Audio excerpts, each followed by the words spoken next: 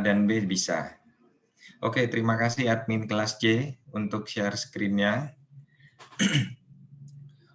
Untuk kelas A dan B di sini saya share screen dari laptop saya. Nah, oke. Baik, saya buka. Assalamualaikum warahmatullahi wabarakatuh. Waalaikumsalam warahmatullahi wabarakatuh.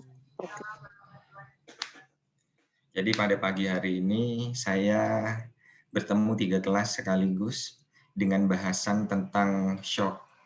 Jadi mungkin ada ketidakstabilan sinyal karena yang dari HP di kelas C ini pakai kartu seluler, sedangkan yang di laptop pakai WiFi. Jadi kalau ada salah satu yang ngadat, mohon saya diinterupsi untuk dikabari. Jadi supaya sama nanti penyampaiannya. Oke, ini adalah materi kedua saya di semester 6. Dan kali ini saya akan sedikit membahas tentang shock dan penata laksanaannya. Jadi saya hanya akan sampaikan sekilas tentang macam-macam shock, patofisiologinya, dan lain sebagainya, serta penata laksanaan yang terdiri dari penata laksanaan medis dan penata laksanaan keperawatan. Oke, next di kelas C. Shock itu didefinisikan sebagai ketidakadekuatan perfusi jaringan perifer dan organ. Jadi inadequate organ and peripheral tissue perfusion. Dan dikategorisasikan berdasarkan etiologinya, dibagi menjadi beberapa shock itu, antara lain shock hipovolemik, shock kardiogenik, atau restriktif, jadi vasodilatari atau distributif. Kemudian shock is a state of cellular hypoxia. Jadi shock itu merupakan suatu keadaan di mana terjadi hipoksia sel. Jadi hipoksianya terjadi pada tingkat seluler karena ketidakseimbangan antara asupan oksigen, jadi yang dihantarkan, jadi yang didelivery, dan yang dikonsumsi. Dan paling sering terjadi most often due to a reduction in relative tissue perfusion with circulatory failure. Jadi sering terjadi karena penurunan perfusi jaringan yang berkaitan dengan sirkulasi. Sirkulasinya adalah sirkulasi darah dalam hal ini, di mana seperti kita tahu bahwa darah yang disirkulasikan itu mengikat hemoglobin, di mana hemoglobin juga nanti akan berikatan dengan oksigen yang akan bersifat sebagai nutrisi dalam tanda kutip untuk tingkat seluler. Jadi sel-sel kita membutuhkan nutrisi berupa oksigen tersebut.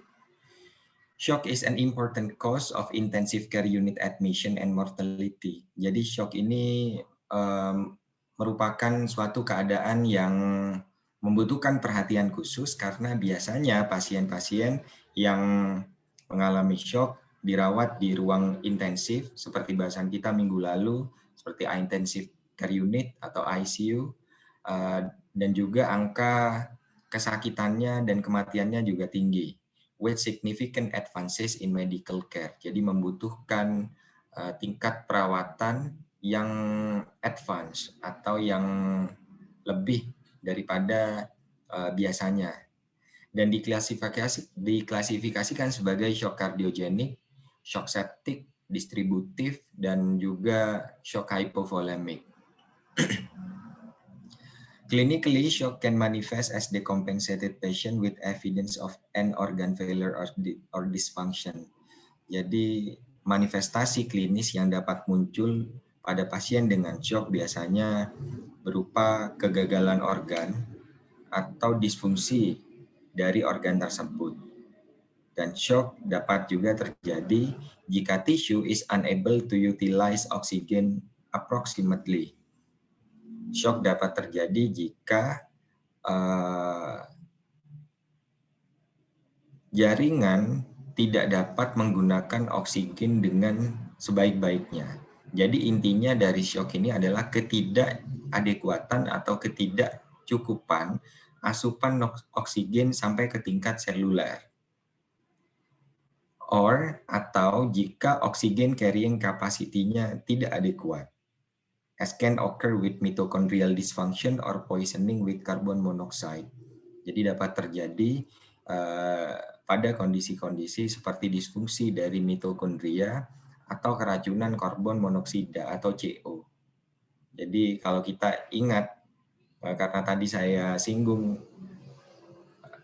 bahwa shock ini merupakan suatu kondisi di mana terjadi hipoksia tingkat seluler, maka jika kita mengingat kembali materi tentang sel, ada satu organel penting di dalam sel yang berfungsi untuk respirasi sel, yaitu mitokondria. Sehingga dikatakan pada pernyataan terakhir di sini bahwa hal ini terkait atau bisa terjadi dengan adanya disfungsi dari mitokondria pada tingkat seluler tersebut.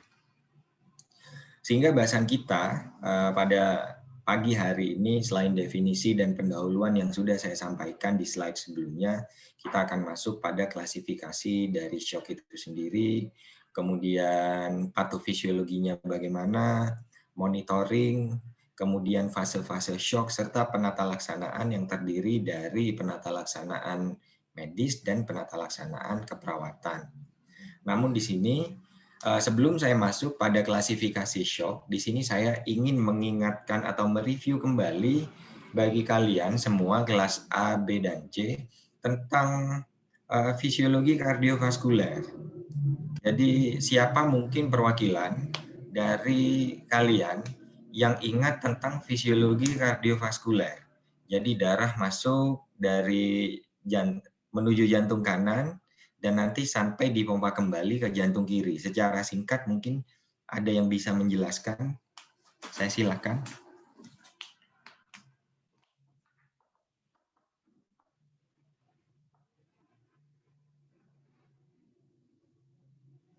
Next slide untuk yang kelas C.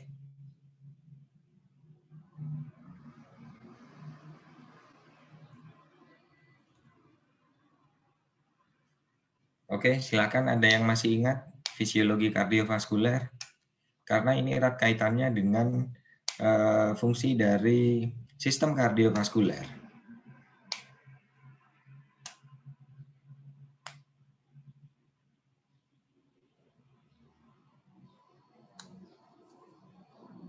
Halo, nggak ada satupun dari 3 kelas ini.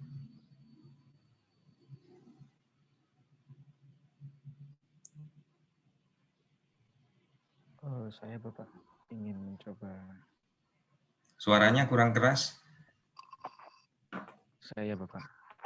Ya boleh, suaranya mungkin bisa lebih dikeraskan lagi karena suaramu agak sayup-sayup terdengar. Oke.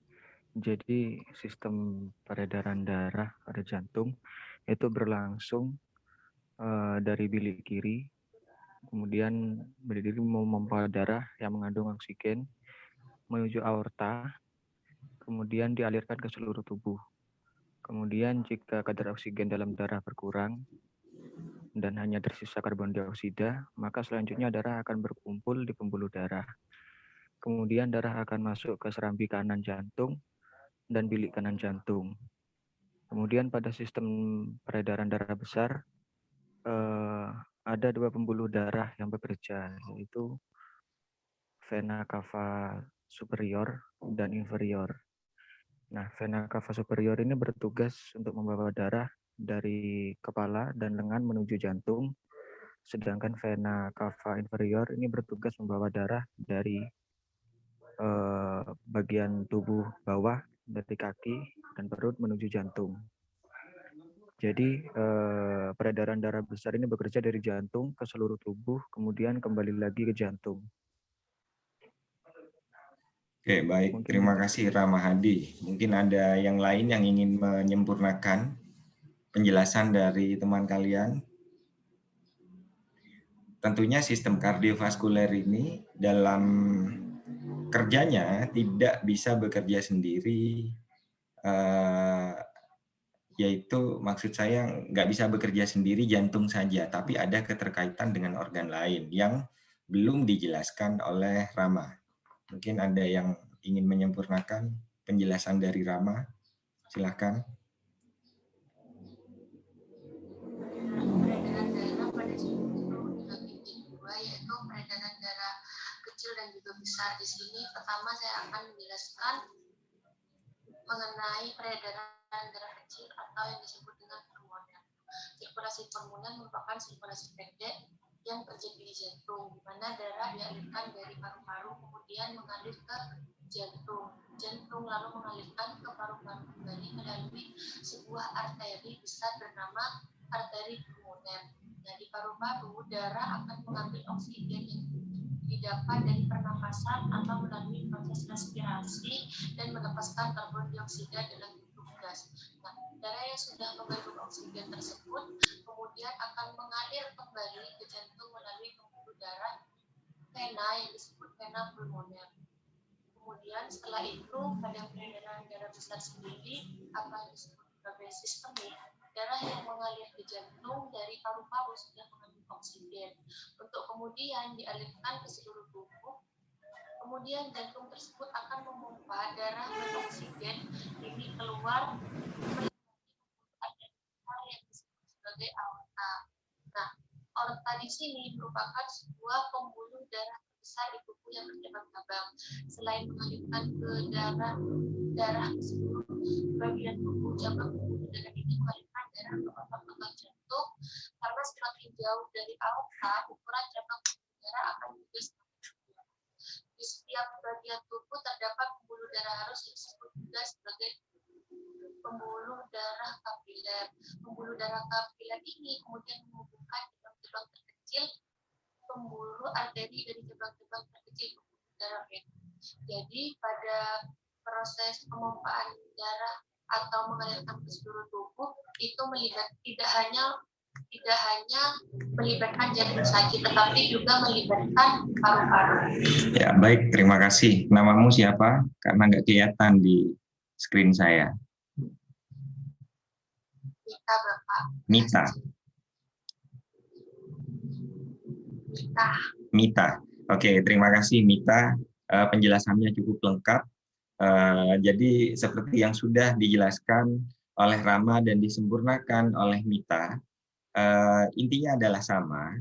Jadi tadi Rama hanya missing keterlibatan dari organ paru-paru, di mana memang untuk sistem kardiovaskuler ini kita tidak boleh terlepas dari organ paru-paru, di mana di organ tersebut ada difusi antara CO2 dengan oksigen yang nantinya oksigen tersebut akan diedarkan ke seluruh tubuh.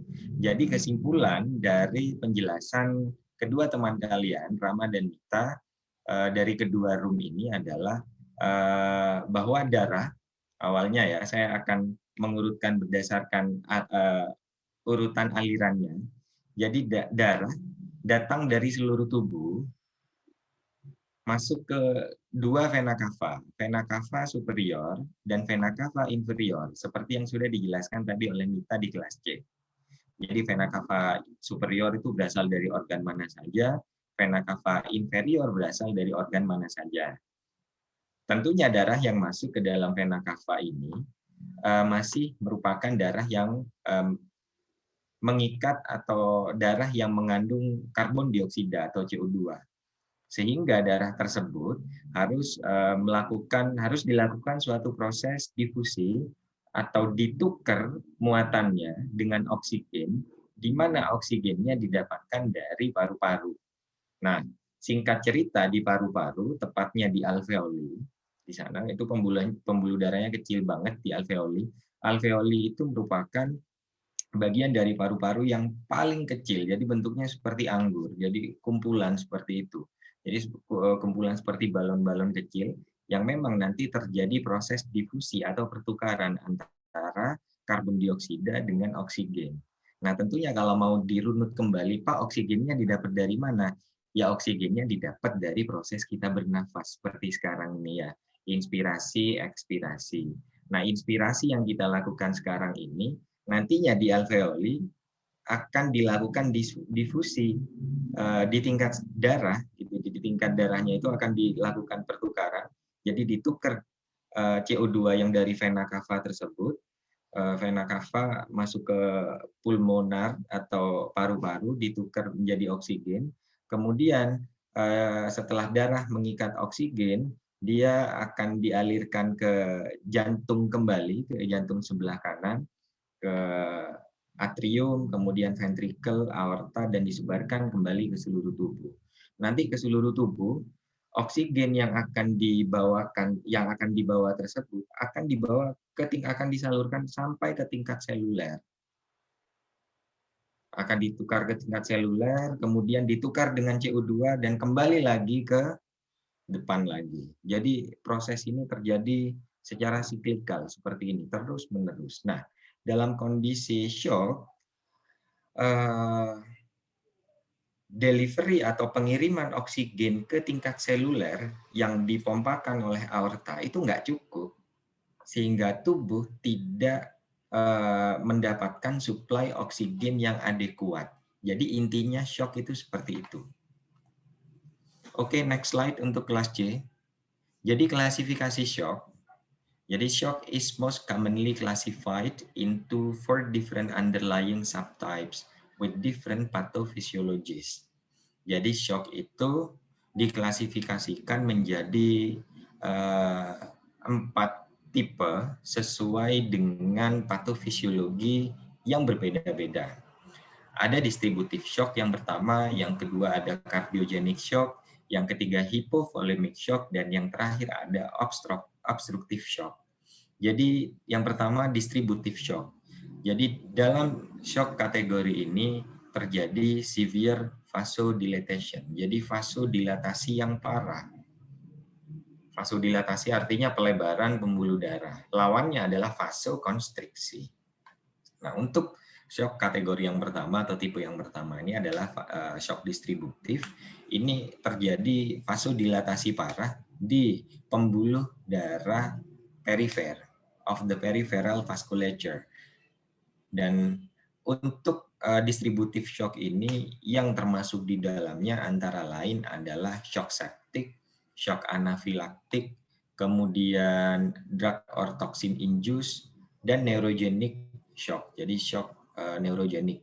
Jadi macam-macam shock yang disebutkan ini masuk dalam distributive shock. Kemudian yang kedua adalah cardiogenic shock. Didefinisikan sebagai primary intracardiac cause, disebabkan karena penyebab dari jantung itu sendiri. Makanya namanya cardiogenic shock. Sebagai contoh antara lain kondisi-kondisi yang dapat menyebabkan cardiogenic shock yaitu aritmia, iskemia, valvular dysfunction, kardiomyopati, leading to decreased cardiac output, di mana kondisi-kondisi tersebut dapat menurunkan cardiac output sehingga terjadi ketidakcukupan isi sekuncup gitu kalau dalam bahasa Indonesianya ya, ketidakcukupan jantung dalam memompa darah ke seluruh tubuh sehingga sesuai dengan fisiologi jantung yang tadi sudah dijelaskan, tingkat seluler akhirnya tidak mendapatkan oksigen. Yang ketiga adalah hypovolemic shock, ini terkait dengan penurunan intravascular volume. Jadi shock yang terjadi karena cairannya yang mengalami penurunan. Jadi intravaskuler, cairan yang ada di dalam pembuluh darah. Tentunya apa? Darahnya dalam hal ini cairan. Dan juga dapat terjadi karena low preload. Dan yang terakhir adalah obstructive shock. This is heterogeneous group of processes with low cardiac output due to an obstruction to forward flow. Jadi karena adanya obstruksi atau penyumbatan dari aliran darah, dari blood flow-nya. Jadi secara garis besar, secara singkat sudah tersampaikan di slide ini bahwa shock itu dikategorikan menjadi 4. Saya ulangi lagi, ada distributive shock, cardiogenic shock, hypovolemic shock, dan yang terakhir adalah obstructive shock. Next slide. Nah, kita akan masuk pada penjelasan shock yang pertama, distributive shock. Jadi dikarakteristikkan sebagai excessive arterioral vasodilatation. Jadi vasodilatasi pembuluh darah arteri yang terlalu berlebihan. Jadi excessive itu terlalu berlebihan. That causes decrease in systemic vascular resistance yang dapat menurunkan SVR atau systemic vascular resistance atau resistensi aliran darah yang dapat menyebabkan hipotensi that leads to inadequate peripheral perfusion sehingga dapat menyebabkan ketidakadekuatan perfusi jaringan perifer yang dapat muncul in the presence of warm extremities, yang dapat muncul berupa suatu manifestasi klinis berupa ekstremitas yang hangat, sehingga sering disebut sebagai warm shock. Jadi shock yang hangat, shock hangat. Jadi distribusi shock ini kenapa disebut shock hangat? Karena munculnya manifestasi klinis berupa ekstremitas yang kalau dipegang itu hangat. Sepsis is the most common form and is attributable to dysregulation of the host response to infection. Jadi septic shock merupakan salah satu bagian juga dari distributive shock karena adanya disregulasi atau regulasi yang tidak sempurna dari kita dalam menanggapi atau merespon adanya infeksi. Jadi seperti itu, shock sepsis atau septic shock. Sedangkan shock yang dikategorikan sebagai non-infectious but overtly robust systemic inflammatory response syndrome can mimic septic physiology. Jadi kasus-kasus non-infeksius juga dapat menyebabkan SIRS atau systemic inflammatory response syndrome yang dapat menyerupai, mimik itu menyerupai, yang dapat menyerupai manifestasi klinis dari shock sepsis yang disebabkan karena infeksi, seperti contohnya burns, atau luka bakar, pankreatitis, atau penyebab yang lain.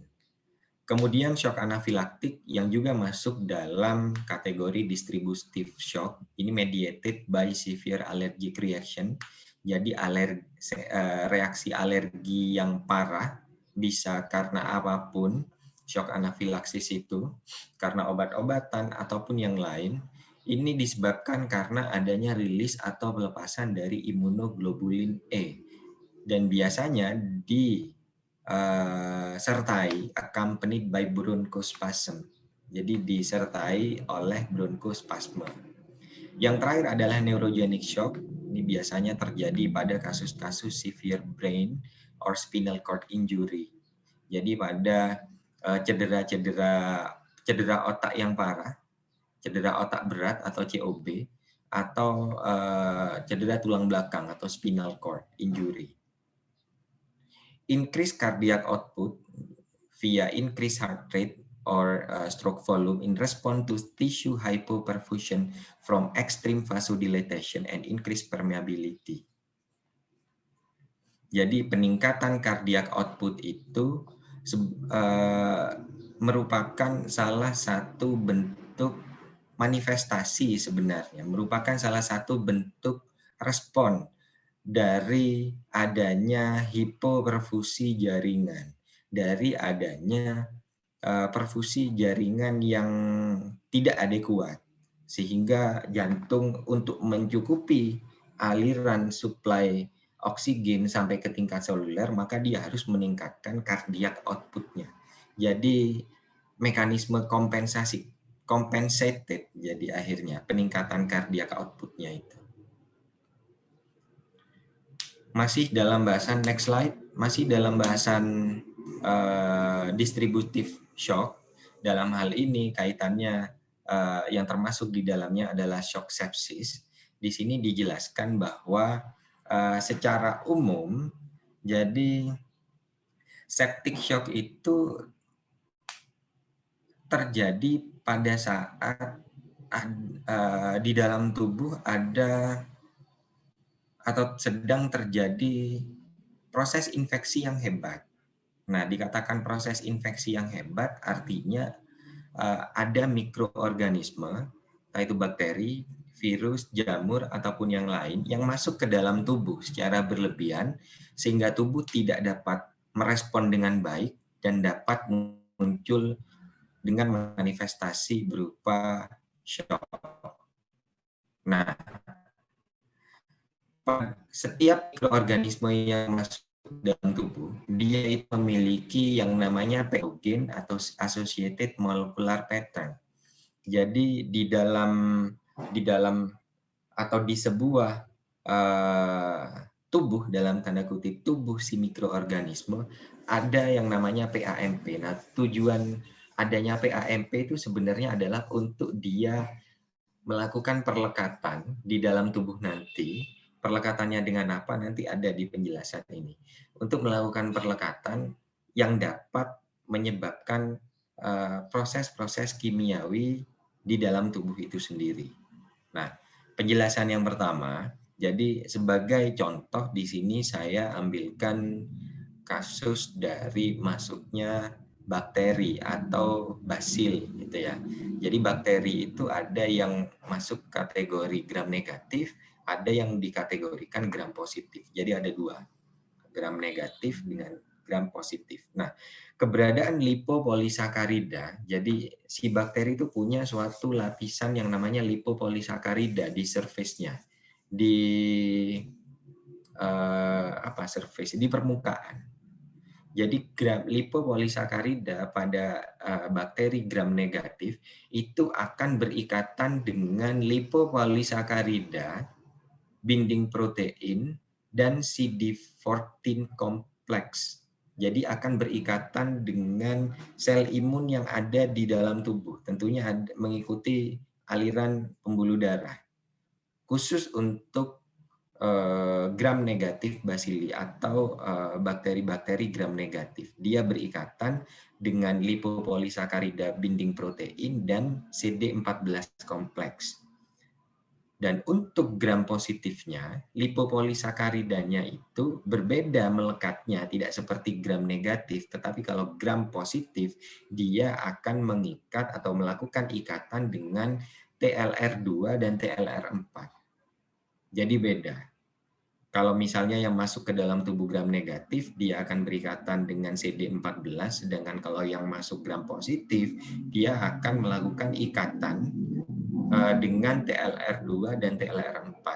Sehingga ikatan-ikatan tersebut, jadi kalau dia nanti akan nempel dengan sistem imun, maka akan terjadi suatu reaksi kimiawi, yaitu pelepasan sitokin proinflamasi.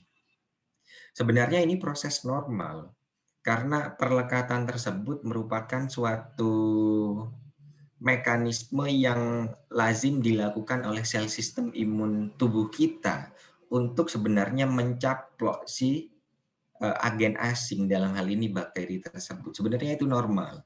Tetapi terkadang kondisi tubuh kita yang tidak normal, sehingga bukannya dia mencaplok, tetapi justru terjadi proses yang lain karena tubuh kita mungkin sedang tidak kuat atau tidak fit, dan proses apapun yang bisa mendasari atau underlying mekanisme yang terjadi, sehingga pelepasan mediator atau sitokin proinflamasi yang terjadi tersebut akan dapat menyebabkan shock.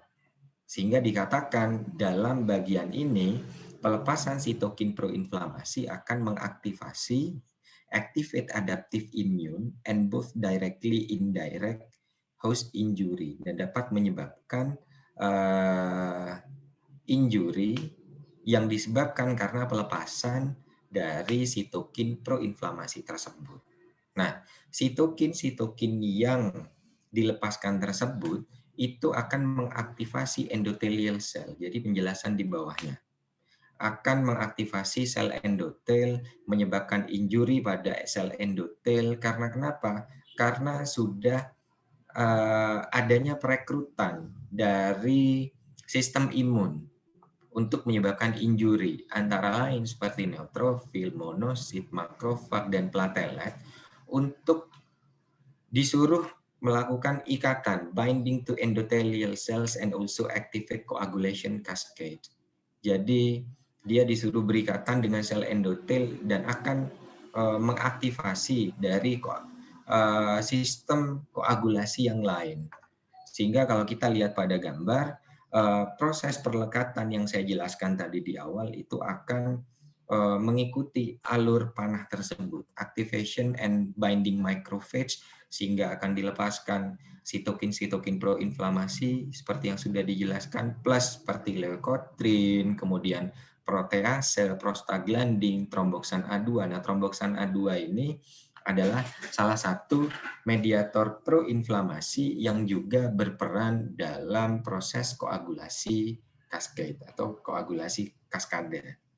Sehingga nanti akan dapat menyebabkan endothelial damage. Dalam kategori distributive shock di sini, endothelial damage yang dimaksud akan dapat menyebabkan vasodilatasi hebat, severe vasodilatation, seperti yang sudah dijelaskan secara singkat di slide sebelumnya. Sepsis sendiri, untuk penjelasan yang bagian bawah, sepsis sendiri increases the activity of inducible nitric oxide synthase, INOS. Jadi sepsis akan meningkatkan aktivitas dari INOS yang nantinya juga akan mengikuti peningkatan berupa peningkatan dari sintesis nitric oxide atau NO. Di mana jika nitric oxide ini nanti dikeluarkan atau teraktivasi, maka dia bersifat sebagai poten vasodilator. Jadi nitric oxide itu bersifat sebagai vasodilator yang hebat. Sehingga pembuluh darah tidak heran akan mengalami suatu proses yang namanya vasodilatasi. Nah, prosesnya terjelaskan di slide ini. Next. Jadi distributive shock dalam hal ini adalah shock septik berdasarkan mekanisme yang dijelaskan di slide sebelumnya bahwa terjadi peningkatan vasodilatasi. Tentunya prosesnya sudah dijelaskan ya, tanda panah dari shock distributif ke peningkatan vasodilatasi. Tadi prosesnya atau mekanismenya keterkaitan antara perlekatan dari agen infeksi dengan sistem imun kita sampai merilis atau mengeluarkan mediator proinflamasi, tentunya tidak perlu saya jelaskan kembali di panah, sehingga langsung pada penjelasan selanjutnya yaitu peningkatan vasodilatasi. Di mana saat pembuluh darah mengalami vasodilatasi itu kan vasodilator ya, jadi melebar. Yang normalnya sekian, melebar menjadi sekian. Itu arti dari vasodilatasi. Di mana vasodilatasi itu dapat terjadi penurunan resistensi aliran darah atau penurunan resistance to blood flow. Atau kata lainnya adalah terjadinya penurunan tahanan aliran darah. Sehingga kita bisa bayangkan bahwa pada suatu pembuluh darah yang normalnya besarnya sekian, dengan aliran darah normal, kemudian dia mengalami vasodilatasi atau melebar pembuluh darahnya, dengan jumlah darah yang tetap, kira-kira akan terjadi perubahan pada alirannya enggak? Yang normalnya besarnya segini, dengan volume darah yang sama, alirannya dengan kecepatan tertentu, kemudian pembuluh darahnya membesar, kira-kira alirannya akan mengalami perubahan atau enggak?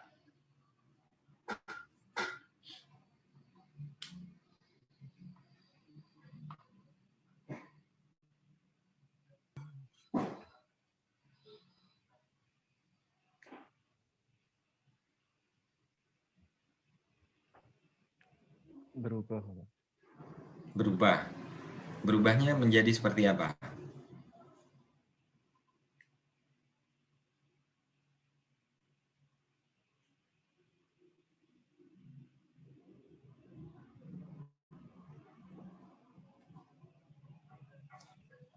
menjadi lebih meningkat aliran darah. Berubahnya Menjadi terbalik. lebih meningkat. Oh. Terbalik.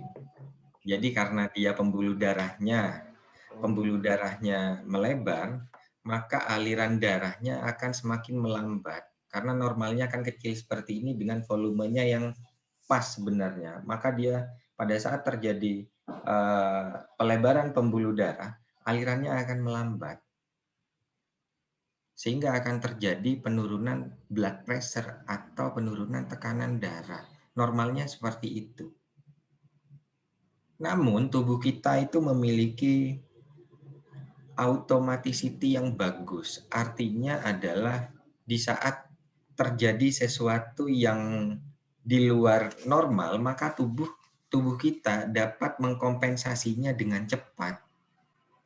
Nah, mengkompensasinya dengan cepat dalam kasus ini yaitu dengan tubuh mengaktifkan saraf simpatis untuk memerintah supaya terjadi peningkatan velocity of the blood karena adanya vasodilatasi. Harus juga diimbangi dengan kecepatan yang meningkat juga. Jadi harus berimbang. Jadi ini adalah suatu mekanisme kompensasi yang dilakukan oleh tubuh dalam menanggapi suatu keadaan peningkatan vasodilatasi pembuluh darah. Sehingga apa yang terjadi? Darahnya akan lebih cepat alirannya dari biasanya untuk mengimbangi pembuluh darah yang semakin melebar. Namun, efek yang ditimbulkan karena peningkatan kecepatan tersebut akhirnya perfusi dari jaringan yang mestinya dia disampaikan ke tingkat seluler dalam durasi atau waktu tertentu, dia terlalu cepat nyampenya gitu loh. Jadi terlalu cepat, terlalu singkat sehingga menimbulkan transit time yang lebih cepat gitu loh. Sehingga contohnya seperti ini, kalau saya analogikan. Saya kurir JNE. Mau ngantarkan barang ke rumahnya Della, misal. Dengan standar yang ditentukan oleh JNE untuk menyampaikan barang ini ke Della dalam waktu maksimal 10 menit. Nah, dalam waktu 10 menit ini, harapan dari kantor JNE itu, saya sudah menyampaikan barangnya kepada Della, dapat tanda tangan Della, dan lain sebagainya, sehingga barang tersebut tersampaikan dengan baik. Namun, suatu ketika ada suatu kejadian emergency, sehingga saya yang mestinya mengantarkan barang sesuai waktu 10 menit maksimal, saya hanya menerapkan 3 menit aja, jadi cepet-cepet. Sehingga ada sesuatu yang missing. Bisa jadi barangnya nyampe memang ke Della, tapi tanda tangannya Della nggak ada di record saya. Jadi analoginya seperti itu. Karena normalnya aliran darah itu dengan pembuluh darah yang besarnya normal, dia akan menyampaikan atau mendelivery oksigen ke tingkat seluler dengan maksimal. Jadi tersampaikan semua oksigennya. Nah, karena adanya mekanisme kompensasi tersebut berupa, darah, cepetin kamu karena ada vasodilatasi nih. Cepetin sekarang kerjaanmu. Jadi darah itu kecepatannya ditambah, gitu. Akhirnya di tingkat seluler oksigennya nggak tersampaikan semua. Sehingga ada yang namanya leftover oksigen. Jadi ada sisa oksigen yang dibawa oleh darah kembali ke vena cava yang mestinya secara fisiologi normal tadi di depan pada saat dijelaskan, pada saat masuk ke vena cava ke jantung sebelah kiri itu murni bawa CO2. Nah, pada kasus ini enggak. Jadi oksigen ada sisa, jadi dibawa lagi gitu loh. Jadi ada pengurangan MVO2 atau myocardial volume oxygen. Jadi ada penurunan konsumsi oksigen di tingkat jaringan. Karena adanya peningkatan kecepatan dari aliran darah. Nah, sekarang saya minta kalian semua untuk gosok tangan. Seperti ini. Yuk, biar nggak ngantuk, gosok tangan. Open kamera, biar saya nggak berasa ngomong sendiri. Open kamera kalian, terutama buat yang cowok, ya. Yang bisa saya lihat nih yang cowok, Rama ini, Rama. Oke, sudah ya. Kemudian setelah sudah digosok-gosok seperti ini, tempelkan di telinga. Apa yang dirasakan di telinga?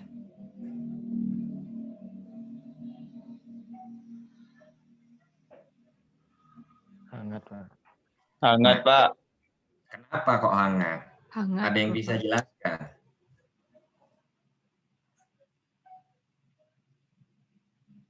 Kenapa kok kalian bisa merasakan hangat setelah kalian menggosokkan ini? Oke, nggak apa-apa yang C kalau mau off kamera, nggak apa-apa. Karena sinyalnya nggak stabil, silakan. Kenapa kok hangat setelah digosokkan gini?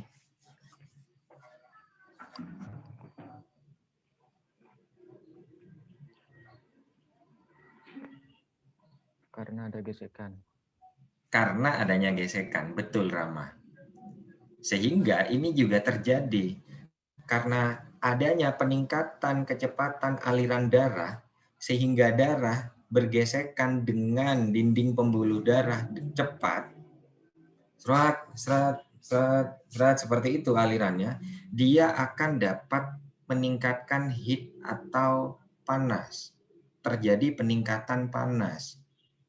Sehingga hal inilah yang dapat menimbulkan suatu manifestasi berupa warm atau hangat pada ekstremitas.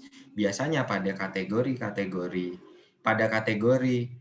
shock ini, jadi shock distributif, biasanya ekstremitasnya hangat. Atau disebut juga dengan istilah warm shock. Karena prosesnya seperti itu, seperti yang sudah saya jelaskan. Semoga bisa dipahami. Yang kedua adalah cardiogenic shock. Jadi most commonly caused by IMA, infarct myocard acute atau acute myocardial infarction, but it can also result from hydrangeas to adequate cardiac filling. Tetapi juga dapat merupakan suatu hasil dari rintangan atau ketidakcukupan pengisian jantung, cardiac filling, seperti kondisi-kondisi tamponade jantung. Jadi di mana tamponade jantung itu didefinisikan sebagai terganggunya fungsi jantung dalam memompa darah akibat adanya tekanan yang kuat pada jantung. Nah, kemudian yang kedua adalah characterized by initial hypotension, jadi dikarakteristikkan oleh hipotensi yang dapat menyebabkan pelepasan vasoconstrictor.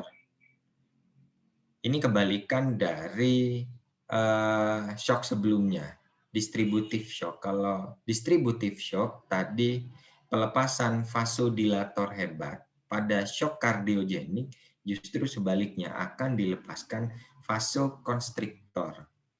Fungsinya adalah sebenarnya adalah untuk menyeimbangkan atau mengembalikan ke normal blood pressure sebenarnya. Characterized by low left ventricular stroke volume and accompanied by inappropriate slow heart rate. Jadi adanya penurunan dari volume left ventricular yang juga disertai dengan heart rate yang rendah.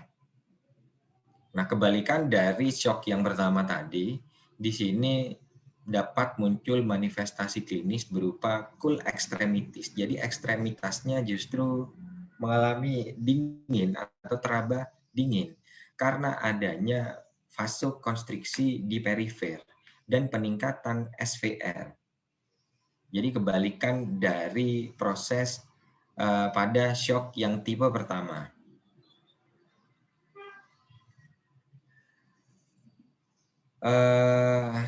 Attempt to maintain perfusion pressure characterize cardiogenic shock as well as other findings such as elevated neck vein. Jadi juga dapat disertai dengan peningkatan tekanan vena jugularis. Jadi vena jugularis itu ada di sini.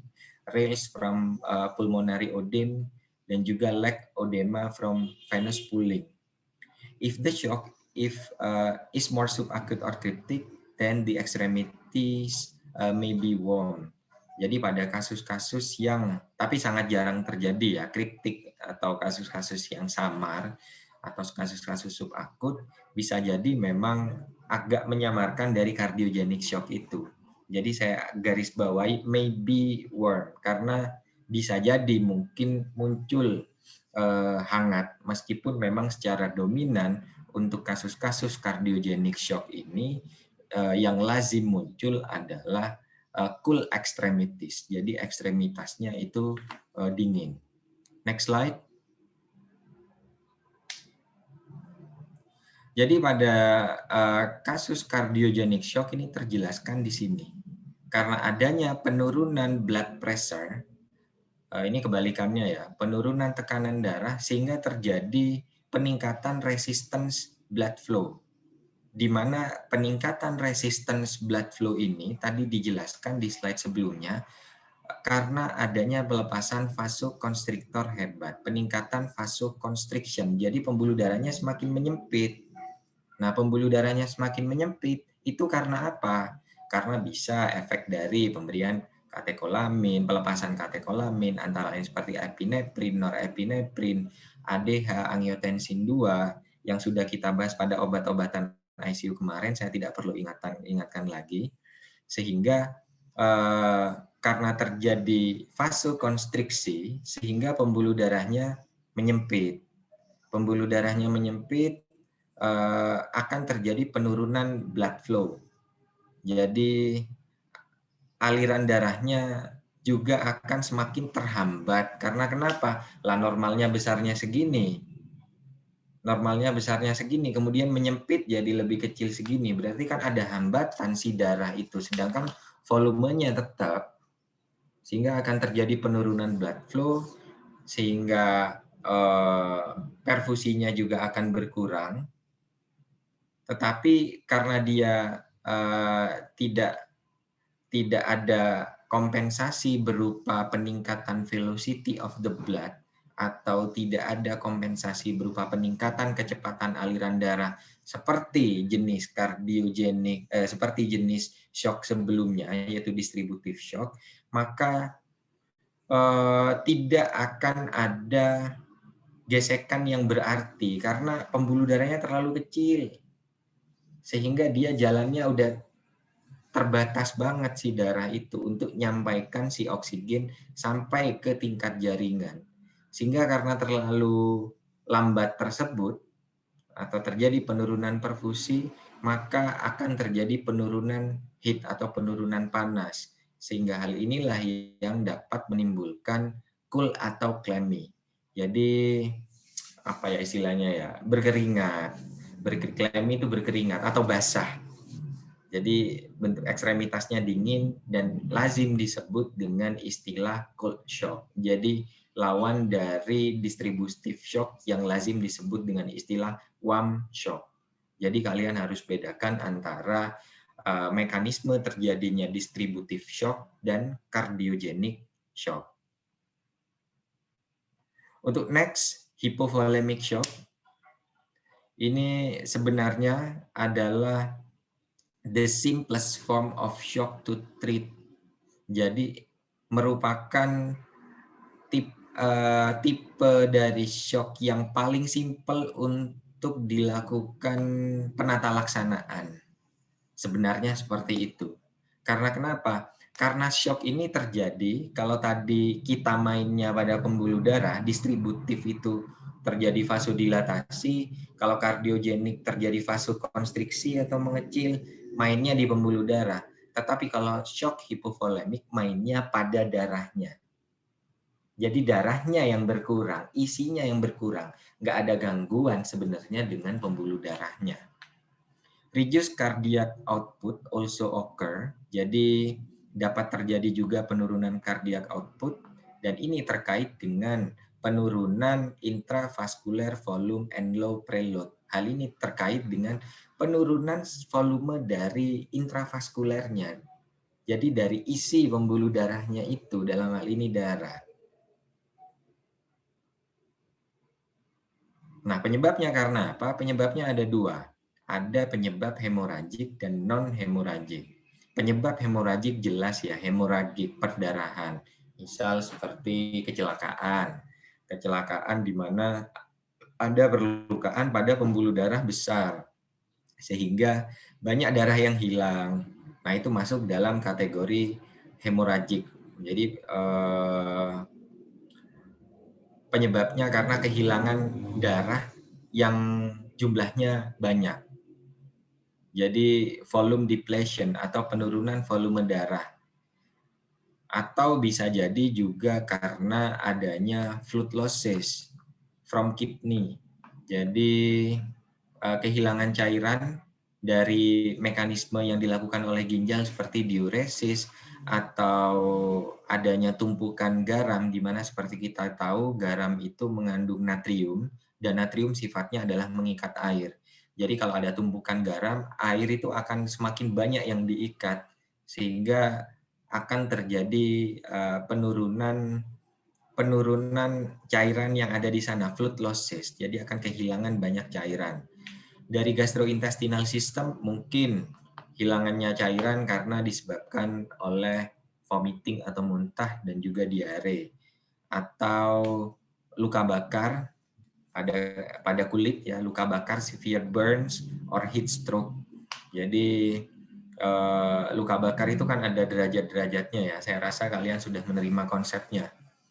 Sehingga luka bakar itu semakin tinggi persentase luka bakarnya, maka jumlah cairan yang hilang juga akan semakin banyak. Sehingga hal ini akan dapat menyebabkan shock dengan kategori hypovolemic shock. Nah, keduanya, both hemorrhagic and non-hemorrhagic shock should lead to compensatory tachycardia and peripheral vasoconstriction. Jadi, karena adanya hilangnya dari si darahnya, kan tadi saya bilang pada kategori hypovolemic shock ini kita mainnya sudah pada isinya, pada darahnya. Isinya berkurang, yang kalau misalnya kalau pakai jari nih ya, pakai jari misalnya isinya normalnya 3 untuk cukup pada pembuluh darah yang besarnya segini.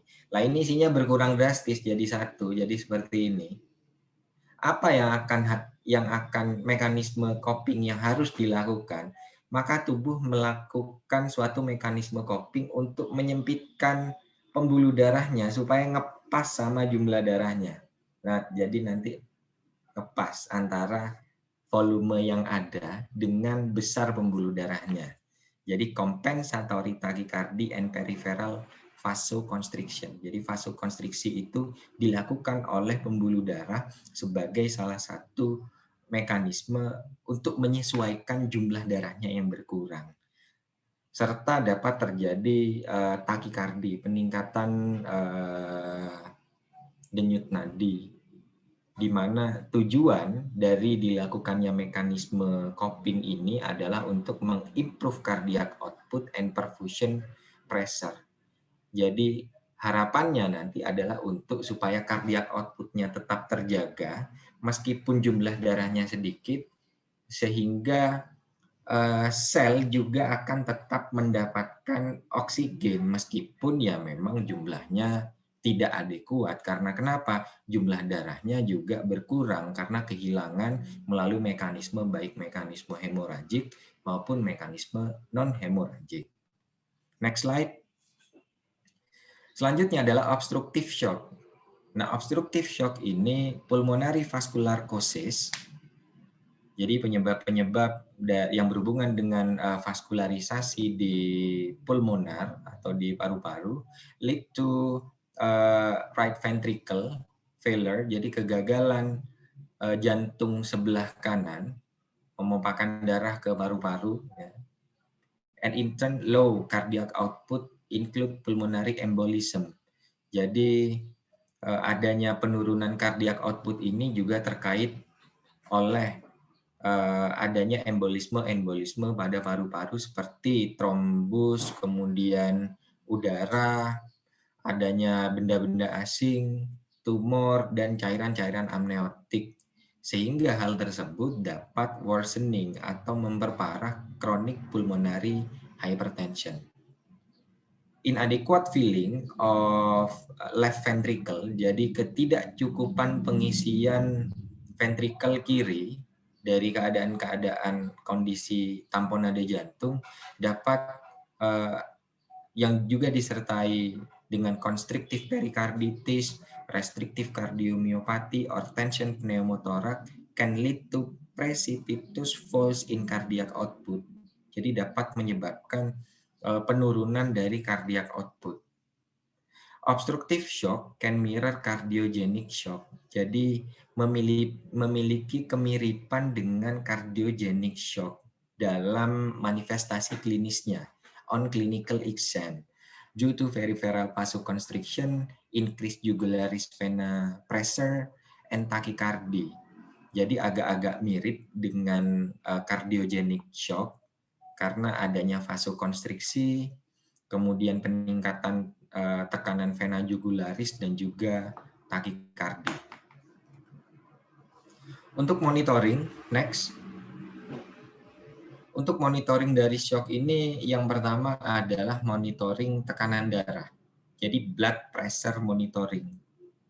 Sebenarnya blood pressure ini mungkin merupakan the oldest form of perfusion monitoring outside the physical exam. Jadi merupakan suatu monitoring yang sudah lama dilakukan, gitu ya. Sudah lama dilakukan untuk mengidentifikasi perfusi. Karena yang kita lihat pada pengukuran tekanan darah itu kan ada sistolik dan diastolik. Jadi bagaimana kemampuan suatu jantung untuk memompa darah itu bisa kita interpretasikan dari hasil pengukuran tekanan darah. It is monitor either statically by sphygmomanometer, jadi melalui alat yang namanya sphygmomanometer ya, baik itu raksa atau melalui yang jarum itu. Saya rasa kalian sudah bisa melakukan pemeriksaan tekanan darah semua. At the extremities, pada ekstremitas biasanya di sini ya, ekstremitas atas, meskipun di tempat lain juga bisa, di ekstremitas bawah juga bisa. Entah, saya nggak tahu apakah kalian sudah pernah mencoba mengukur tekanan darah di ekstremitas bawah. Cuman waktu saya dulu, waktu praktek profesi, pernah melakukan pemeriksaan darah di ekstremitas bagian bawah. Karena yang di atas tidak memungkinkan untuk dilakukan pemeriksaan. Atau continuously via arterial catheter. Generally, mean arterial pressure or MAP atau MAP less than 65 mm Hg is considered pathological. Jadi mean arterial pressure kurang dari 65 mmHg ini diindikasikan atau dipertimbangkan sebagai suatu keadaan yang patologis. Dan penelitian studies memperlihatkan, have shown memperlihatkan bahwa MAP di atas 65 mmHg tidak berkaitan dengan evidence adanya hipoperfusi atau mortality. Sebenarnya ini saya ambilkan dari salah satu jurnal. Jadi banyak penelitian dilakukan tentang MAP itu, dan dikatakan bahwa dari serangkaian penelitian atau dari kumpulan penelitian-penelitian tersebut, dikatakan bahwa MAP di atas 65 mmHg itu tidak ada kaitannya dengan hipoperfusi atau mortality atau mortalitas atau kematian. Jadi ya kematian atau hipoperfusi sebenarnya bukan, atau sedikit mungkin dipengaruhi ya oleh mean arterial pressure.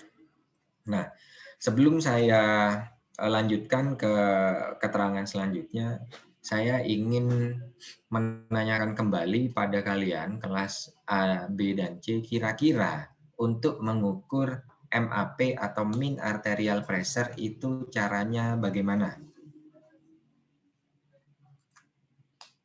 Ada yang masih ingat?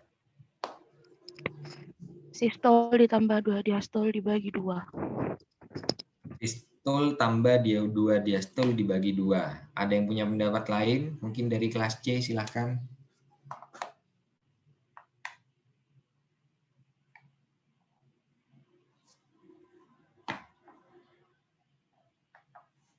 Jadi tadi katanya Nurul Alifa, untuk menghitung mean arterial pressure, sistol ditambah 2 diastol dibagi 2. Ada yang punya pendapat lain di kelas C? Silahkan, saya tunggu.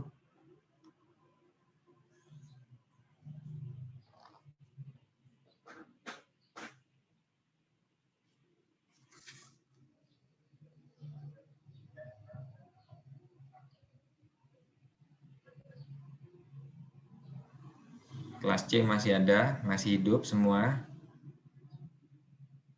Maaf Bapak, dibagi 3. Ya, saya maafkan. Oke, kelas C nggak jadi. Udah diralat sama Nurul Alifa. Jadi pengukuran mean arterial pressure itu adalah sistol ditambah diastol dibagi 3. Nah, interpretasi hasilnya, jadi ada memang banyak yang memiliki interpretasi hasil berbeda-beda. Ada yang bilang normalnya itu dari hasil penghitungan MAP berdasarkan rumus tersebut, normalnya 70 sampai 99. Untuk MAP 100 sampai 105 dikategorikan normal lah, tapi masih sudah masuk dalam kategori perbatasan tinggi. Kemudian 106 sampai 119 itu masuk dalam kategori hipertensi ringan stadium 1. 120 sampai 132 stadium 2 atau hipertensi sedang.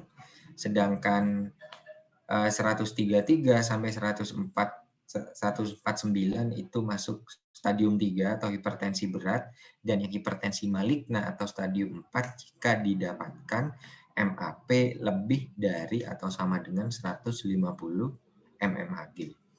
Tentunya banyak yang menetapkan ambang atau range normal dari MAP ini sendiri. Silakan kalian mau mengikuti JNC atau Joint National Committee atau perkumpulan dari American Cardiologic Association atau yang lain, yang saya rasa mungkin Pak Cip lebih sudah menjelaskan tentang, Pak Cip atau Pak Ali ya, yang menjelaskan tentang MAP ini beserta guideline yang harus kalian ikuti itu yang mana.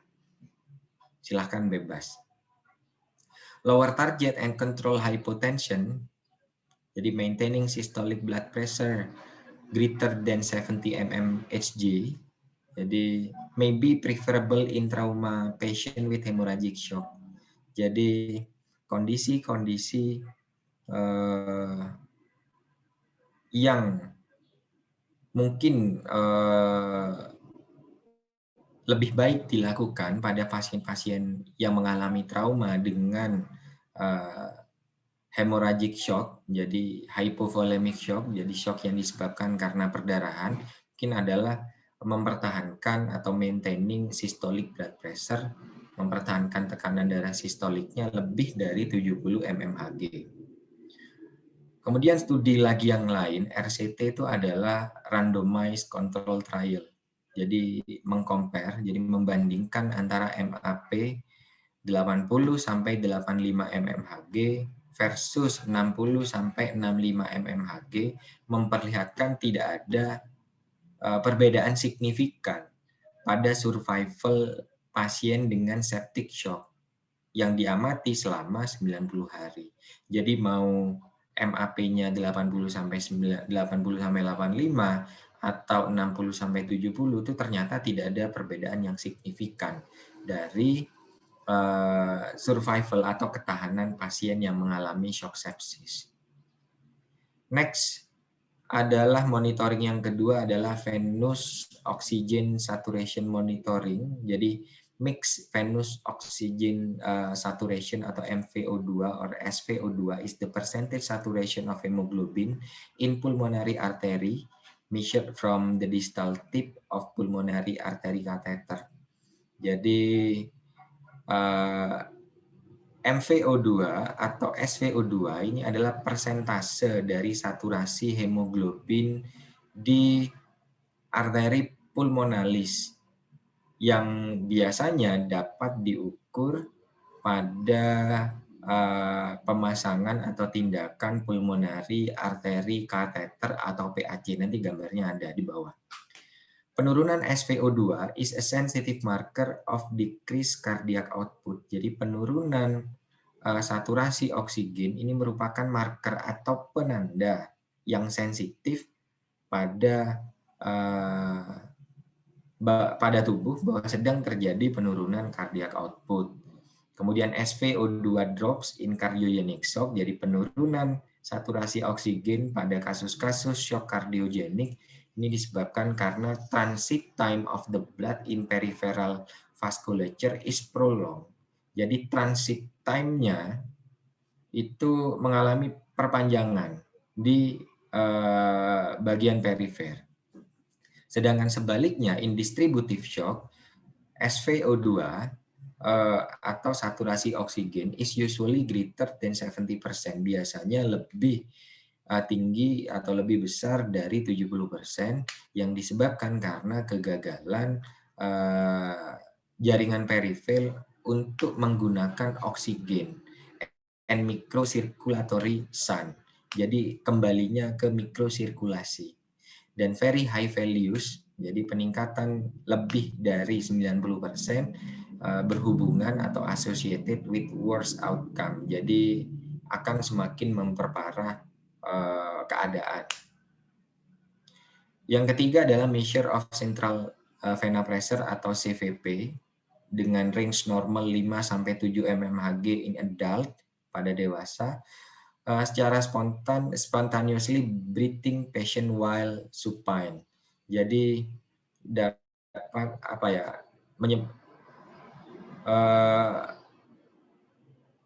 central vena pressure pada range normal 5-7 mmHg tercapai pada pasien dewasa yang bernafas normal dengan posisi supinasi atau terlentang. NCVP is elevated in obstructive or cardiogenic shock, jadi meningkat pada kasus-kasus obstruktif dan cardiogenic shock, dan dia juga dapat menurun pada kasus-kasus shock septic dan shock hypovolemic. Dan central vena pressure ini can be indirectly measured by clinical assessment of jugularis vena pressure or ultrasound evaluation of inferior vena cava. Jadi central vena pressure ini secara langsung dapat diukur melalui assessment atau pengkajian dari central jugularis vena pressure. Jadi di sini ya tekanan vena jugular atau melalui ultrasound jadi USG pada vena cava inferior.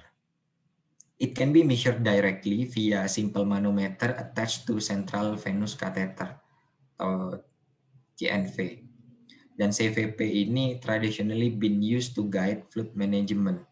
Nah, central vena pressure ini biasanya sangat berguna untuk membantu dalam penata laksanaan cairan, but it is not clear that CVP is a precise or accurate measure in critically ill. Tetapi masih belum diketahui pasti bahwa CVP ini dapat dilakukan untuk guideline fluid management pada pasien-pasien yang masuk dalam kategori pasien kritis. Next, selanjutnya adalah cardiac echocardiografi and ultrasonografi.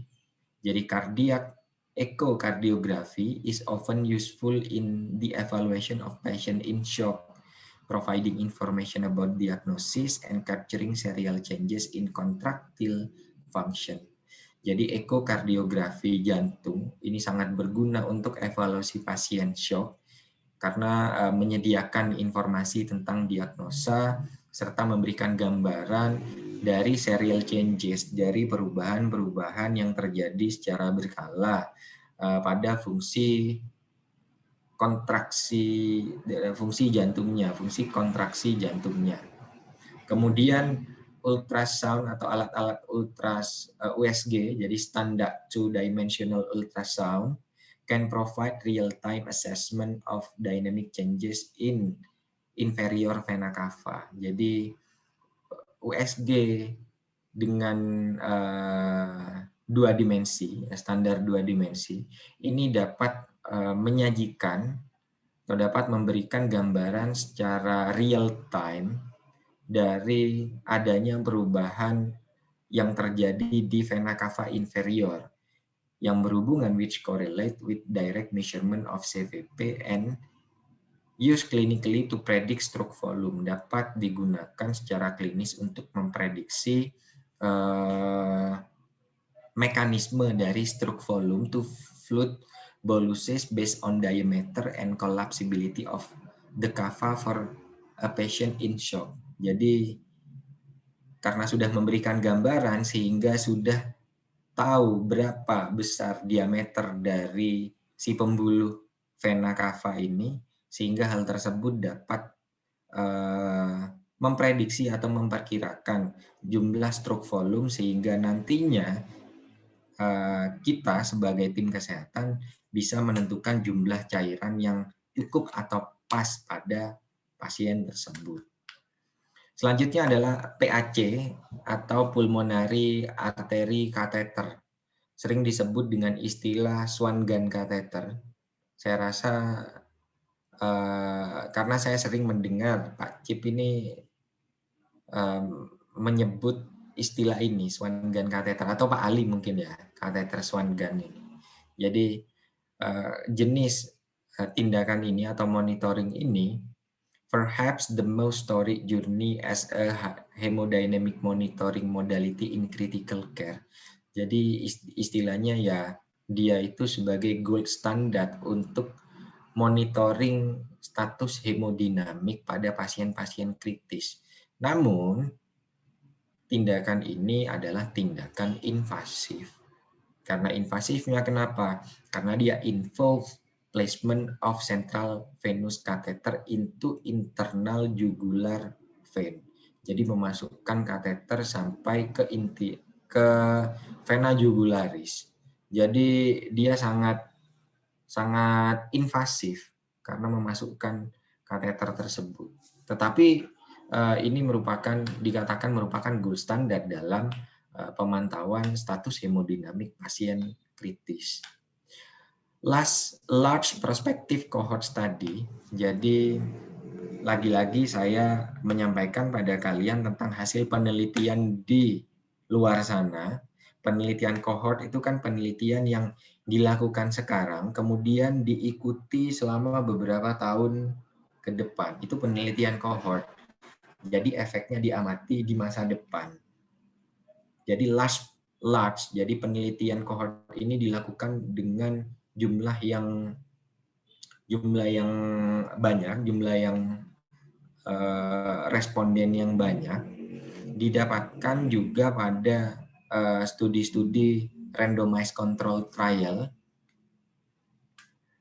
in high risk surgical patient. Jadi pada pasien-pasien bedah yang beresiko tinggi, ini pemasangan Swan-Ganz catheter ini dikatakan berdasarkan banyak hasil penelitian itu no benefit, tidak ada keuntungan yang begitu signifikan sebenarnya dibandingkan dengan standard care.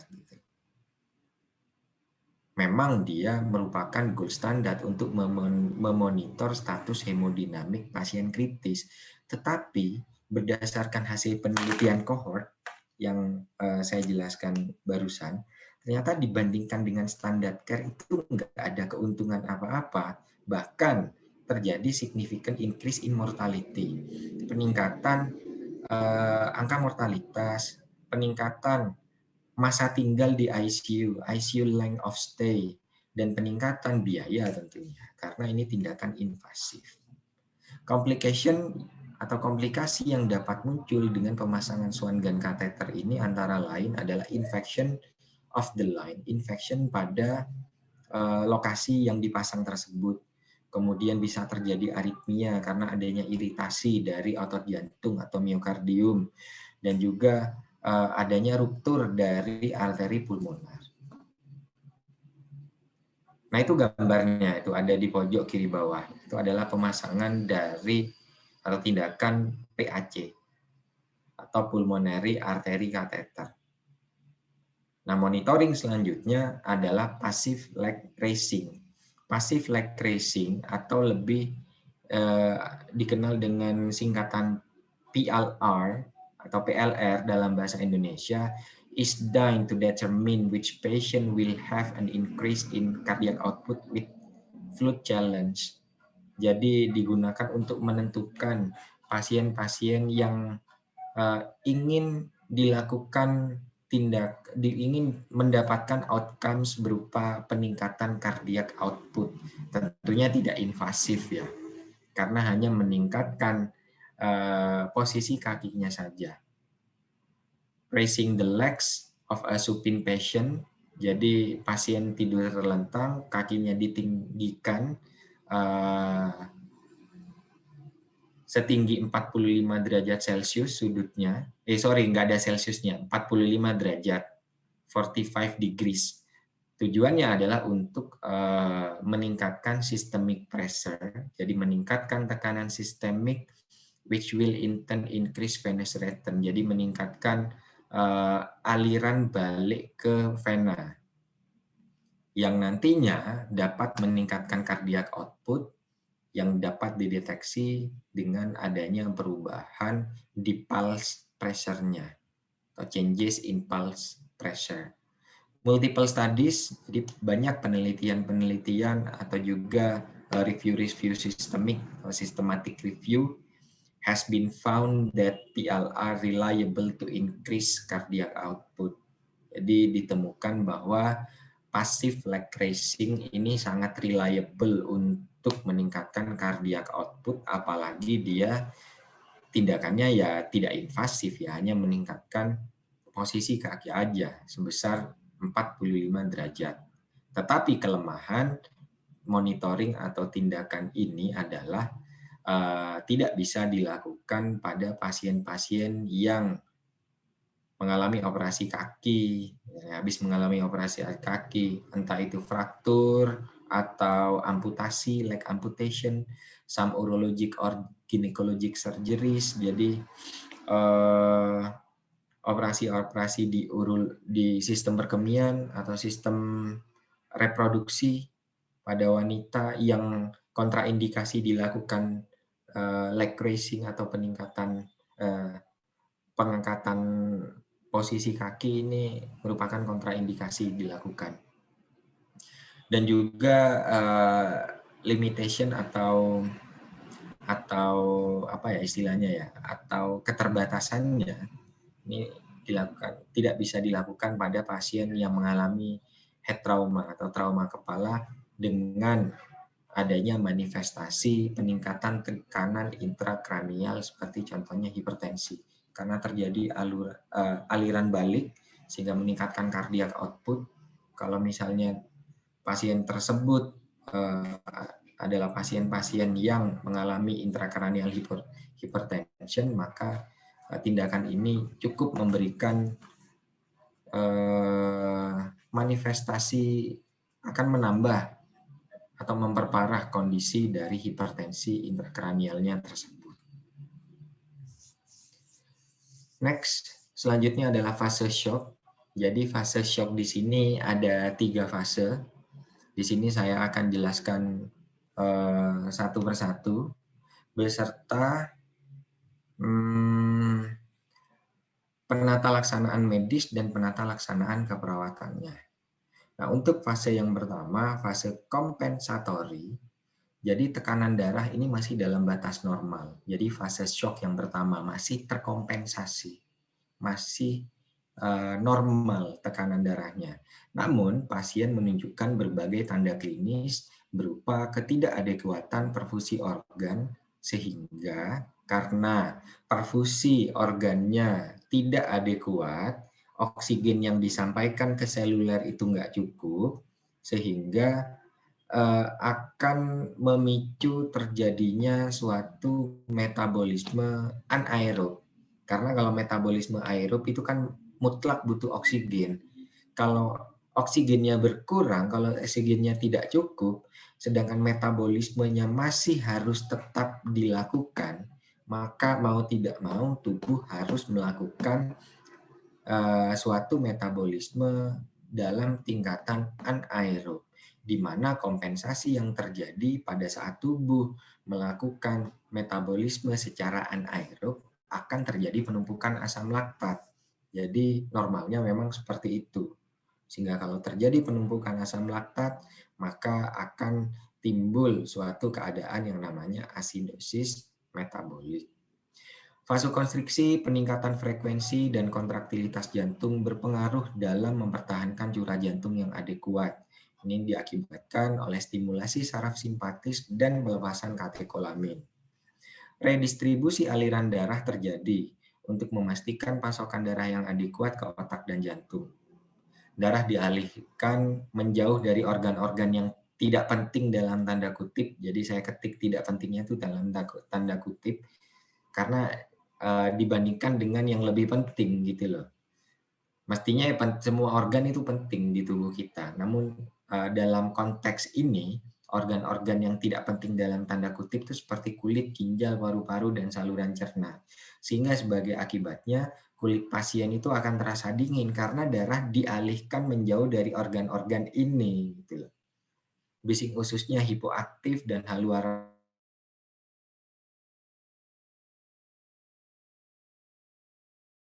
mensuplai dalam hal ini jantung untuk dapat mensuplai darah lebih adekuat sehingga oksigennya akan normal. Oksigen delivery-nya atau pengiriman oksigen ke jaringannya akan normal sehingga nggak terjadi metabolisme anaerob.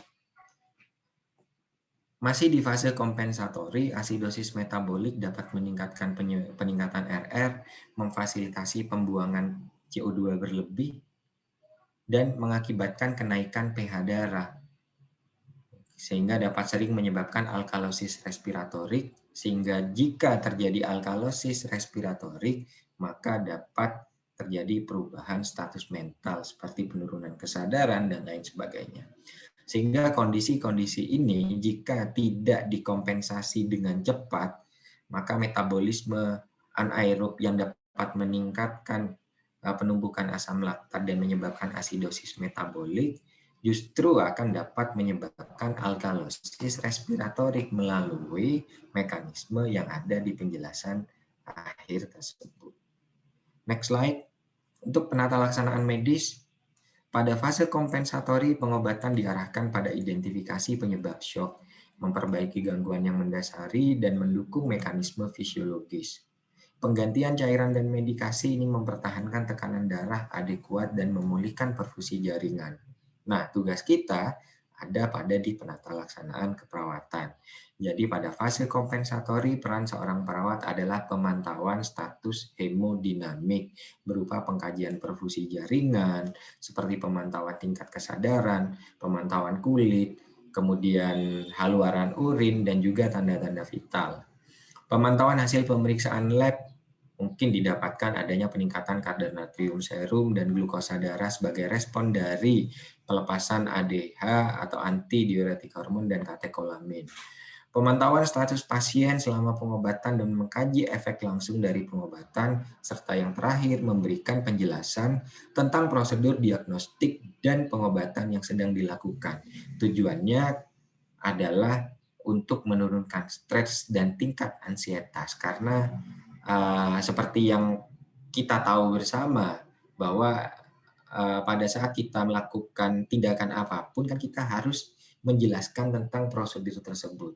Permisi Pak, nama saya Hendra Kurniawan, saya dari Fikes Unmu Jember, ingin melakukan tindakan ini kepada Bapak, apakah Bapak bersedia? Itu merupakan standar operasional prosedur yang harus kalian lakukan kalau kalian akan melakukan suatu tindakan pada seorang pasien. Karena kenapa? Dengan kita menjelaskan maksud dan tujuan atau apapun kepada pasien ataupun keluarga, hal tersebut dapat meningkatkan pengetahuan yang berujung pada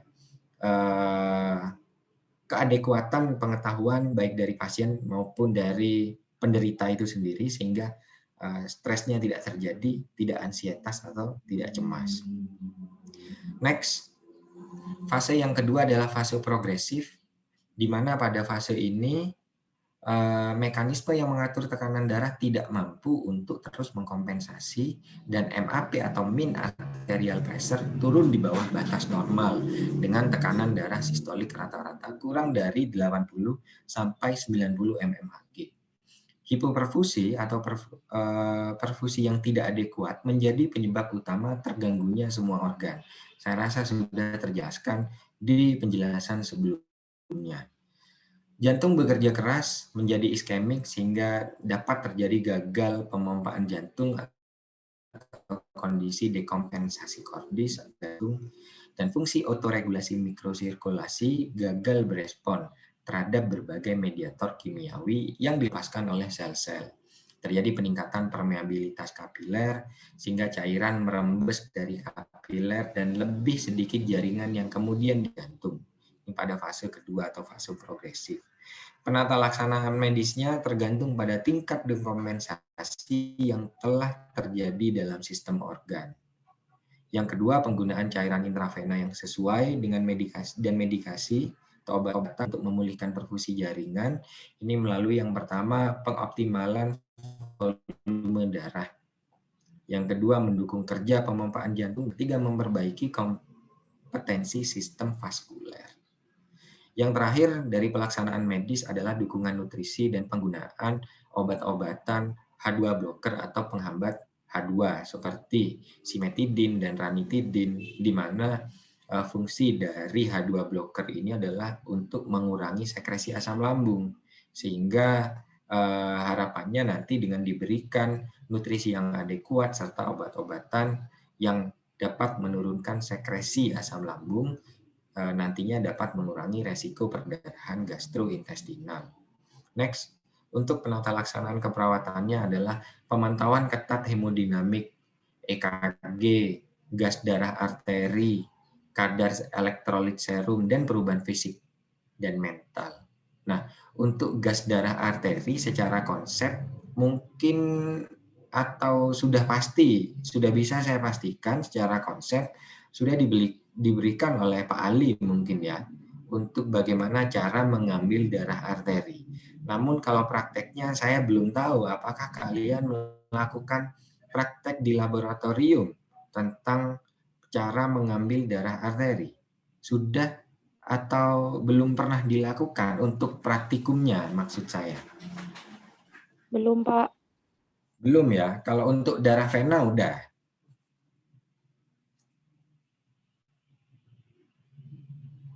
Saya rasa kalau untuk pengambilan darah vena udah ya. Jadi gampang karena memang lebih tidak beresiko. Karena kalau arteri itu kan resiko semburannya itu kan lebih tinggi daripada vena. Kalau vena kan setelah selesai ya hanya diginikan di plester sudah, mungkin akan nggak terlalu nyemprot. Tapi kalau arteri agak hati-hati. Namun di sini saya pernah jadi kalau besok kalian masuk tahap profesi itu, jangan malas untuk melakukan tindakan-tindakan atau kompetensi atau prasat yang jarang sekali dilakukan. Saya dulu kan satu kampus dengan Pak Ali di UB ya, di UB Malang. Jadi memang praktek kita itu di Rumah Sakit Saiful Anwar Malang. Rumah sakit besar, rumah sakit rujukan, setara seperti Rumah Sakit Dr. Sutomo Surabaya, di mana untuk daerah-daerah sekitar yang seperti Jember, Situbondo, yang kecil-kecil itu ya, kemudian Blitar, dan lain sebagainya itu kalau mau dirujuk ke rumah sakit yang besar itu ya ke Saiful Anwar, sehingga kami mahasiswa itu tidak kekurangan pasien dan tidak kekurangan prasat-prasat yang aneh-aneh. Saya rasa mungkin di Subandi sekarang sudah mulai rame, sehingga kadang mungkin dilakukan pengambilan darah arteri. Jadi saya pernah melakukan sendiri. Jadi katakan ini adalah pembuluh darah arteri. Jadi saya diajari oleh perawat UGD itu pada saat itu, pembuluh darah arteri itu kan sifatnya adalah berdenyut ya di sini ya. Ada denyutannya. Jadi pembuluh darah arteri yang normalnya berdenyut itu, kita harus memeriksanya itu menggunakan 2 jari. Jadi jari yang telunjuk dengan jari tengah, di mana kedua jari ini kita pastikan dapat merasakan denyutan dari pembuluh darah arteri si pasien. Sehingga kita bisa tarik garis imajiner antara jari telunjuk kita dengan jari tengah, tarik garis imajiner, kira-kira di sanalah kira-kira arah dari pembuluh darah arteri. Maka setelah kita mengira-ngira dengan menarik garis imajiner dari kedua jari kita ini, kita tusuk gini ya, 90 derajat. Kita tusuk, tusuk sampai sedalam berapa, Pak? Tusuk sampai ada darah yang masuk sendiri ke spet tanpa harus kita tarik, tanpa harus kita aspirasi. Jadi kita cukup memegang seperti ini spetnya. Jadi pakai 2 jari di pembuluh darah, kita masukkan 90 derajat, kita insertkan, kita injeksikan, terus sampai dia bergerak sendiri darahnya. Nah, kalau sudah bergerak ya kita stop. Diambil sejumlah darah yang kita butuhkan, setelah itu kita cabut, setelah dicabut, ini kita tutup ya dengan kapas alkohol, dan kemudian karena pembuluh darah arteri itu kaya akan oksigen dan akan dilakukan pemeriksaan, jangan lupa untuk tentunya dengan pengaman ya, supaya kita tidak tertusuk jarumnya. Ini biasanya segera dilipat, apa sih dilipat itu ya? Maksud saya tuh jarum suntiknya itu ditutup supaya nggak ada celah. Biasanya kalau jarum suntik itu kan ada bolongannya di sini tuh kan, itu ditutup gitu. Ditutup supaya kandungan oksigennya itu yang ada di dalam darah arteri itu nggak menguap keluar. Sehingga nanti hasil pemeriksaan laboratoriumnya akurat. Jadi itu sekilas tentang pemeriksaan gas darah dari arteri. Kemudian penata laksanaan keperawatan yang kedua adalah kolaborasi dengan semua tim kesehatan dengan cermat melakukan dokumentasi, baik dokumentasi cairan maupun obat-obatan termasuk respon pasien. Memastikan keselamatan dan kenyamanan pasien dengan memastikan bahwa semua prosedur, termasuk prosedur invasif, dilakukan dengan teknik yang tepat. Dan mengurangi aktivitas fisik pasien dan meningkatkan kualitas istirahat. Dan memberikan informasi tentang status kesehatan pasien pada keluarga atau penanggung jawab pasien. Karena lazimnya pasien-pasien shock itu dirawat di ruang intensif yang nggak boleh keluarga berbondong-bondong. Jangankan satu keluarga, jangankan banyak, satu keluarga yang nungguin tuh biasanya nggak boleh kalau seperti di ICU. Jadi sebisa mungkin kita kalau ketemu keluarga pasien, ya menyampaikan informasi seperlunya. Bahwa kondisi pasien seperti ini, dan seperti itu. Jadi tujuannya adalah untuk mengurangi kecemasan keluarga yang menunggu juga di luar. Next, untuk fase yang terakhir yaitu fase irreversible. Pada tahap atau fase ini menunjukkan kerusakan organ yang sudah sangat parah, sehingga pasien tidak berespon terhadap pengobatan dan tidak mampu bertahan. Jadi ini sudah fase yang sudah nggak bisa dikoreksi kembali, irreversible. Meskipun mendapat pengobatan, tekanan darahnya masih tetap aja rendah. Bisa terjadi gagal ginjal dan hepar komplit plus pelepasan toksin jaringan nekrotik sehingga terjadi asidosis metabolik hebat. Karena terjadi asidosis metabolik hebat tentunya akan didahului oleh metabolisme anaerob sehingga dapat memperburuk asidosis laktat karena terjadi penumpukan asam laktat yang tinggi, yang banyak. Kegagalan multi organ dapat terjadi sebagai progresi sepanjang continuum shock. Untuk pelaksanaan medisnya, penata laksanaan medis pada fase ini biasanya sama dengan fase progresif sebelumnya, dan meskipun shock pasien dapat berkembang ke tahap ini, penilaian bahwa shock adalah irreversibel hanya dapat dibuat secara retrospektif dengan dasar dari kegagalan pengobatan. Jadi pasien-pasien yang tidak berespon terhadap pengobatan dan kondisinya semakin menurun, semakin parah, bisa masuk atau ditingkatkan fasenya menjadi fase irreversibel. Untuk penata laksanaan keperawatannya yaitu pelaksanaan modalitas pengobatan, jadi ya tetap memberikan pengobatan kepada pasien selama pasiennya masih hidup, meskipun tidak memberikan respon atau memberikan perbaikan dalam pengobatan yang diberikan. Pemantauan kondisi, mencegah komplikasi, perlindungan dari cedera dan memberikan kenyamanan, serta menjelaskan prognosis pada keluarga pasien, dan penata laksanaan spiritual. Jadi disesuaikan dengan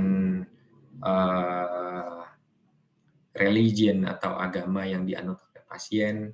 Jadi mungkin dihadirkan guru-guru spiritual dalam fase ini untuk memenuhi kebutuhan spiritual dari pasien maupun dari keluarga.